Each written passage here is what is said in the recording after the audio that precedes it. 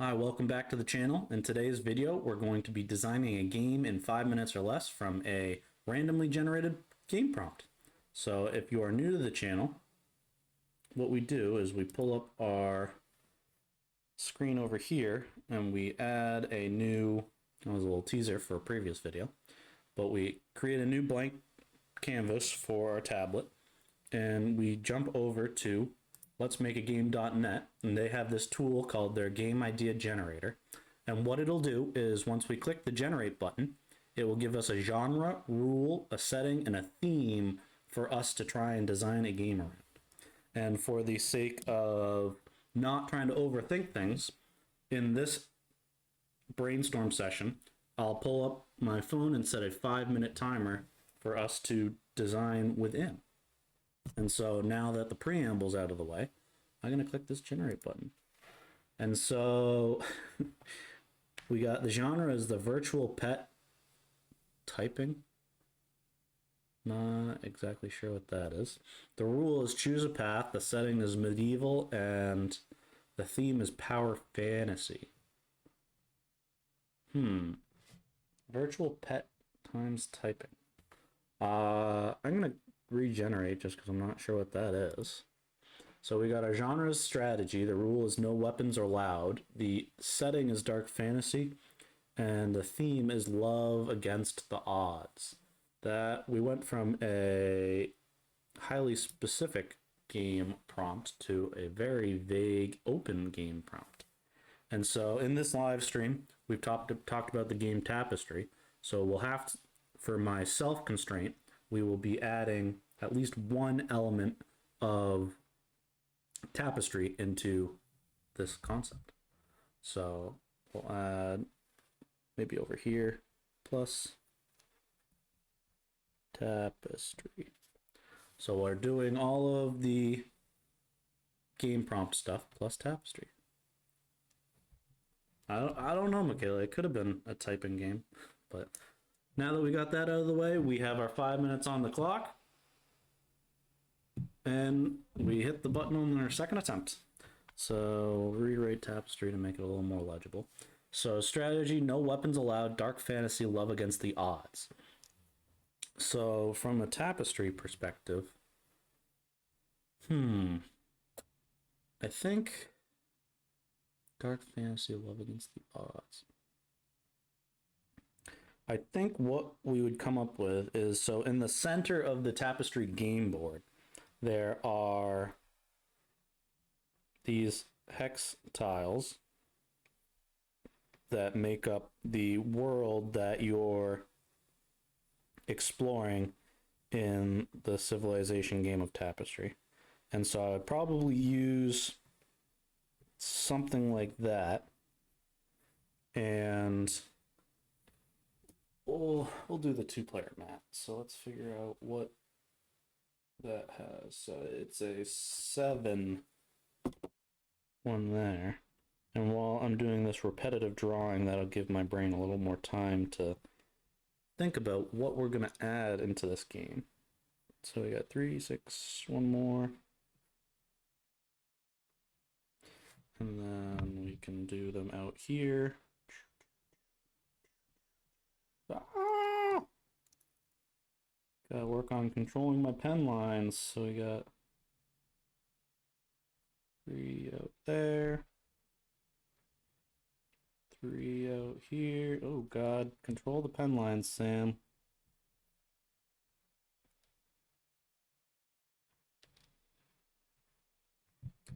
And then we rotate it this way. And we got 3 out here. And then we got 3 out here.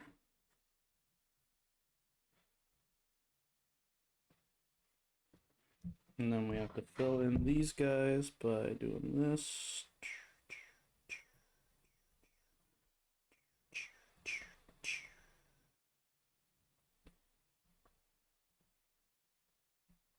So we slowly getting our map situated. I know this is riveting content. Oh, we got some it's a fist fight, and then maybe knights fighting for the hand of the marriage of the princess. That is sort of what I'm going with. So in a previous video, we did the theme of vying for the princess, courting the princess. So I'm gonna pivot a little bit on that idea, but it's along the same lines of what I was thinking. So we finally got our map. Woo!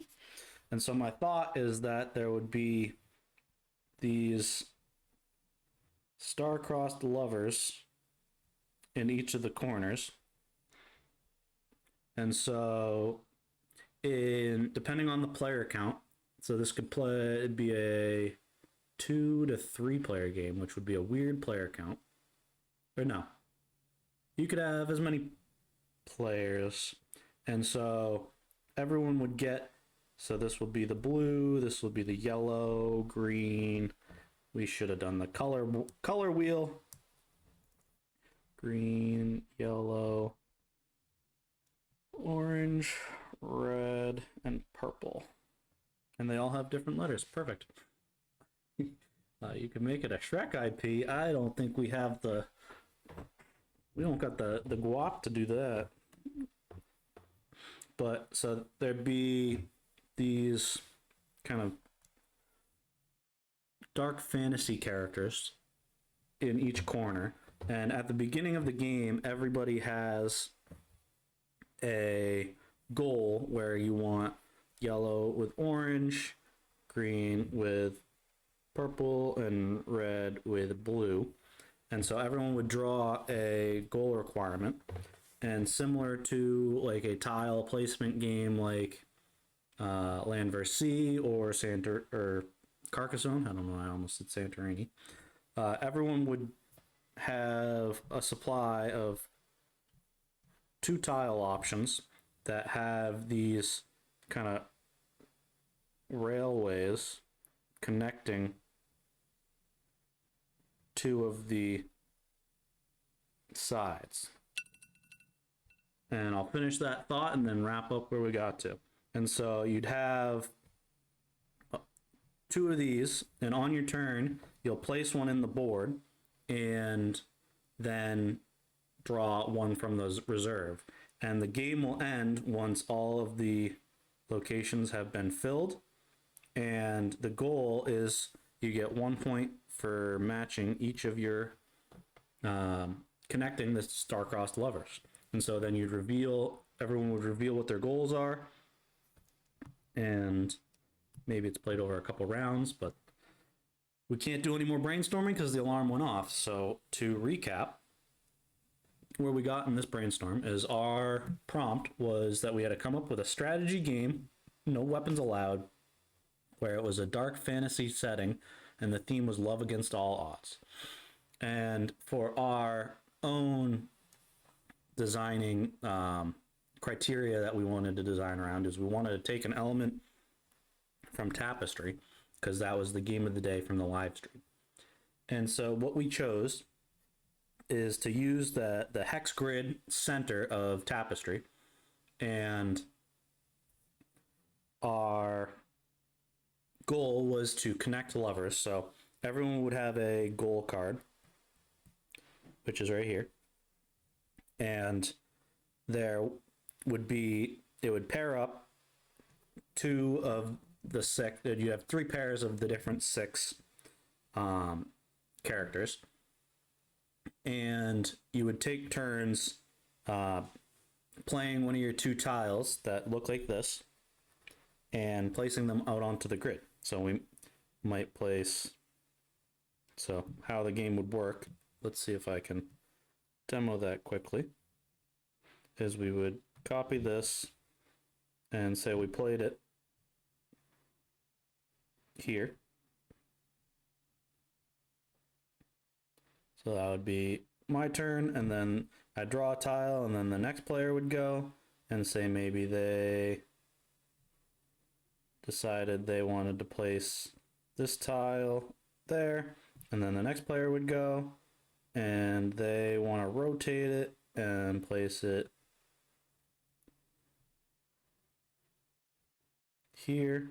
And so you'd rinse and repeat in doing that for the game until the board is filled or there are direct paths connecting all of the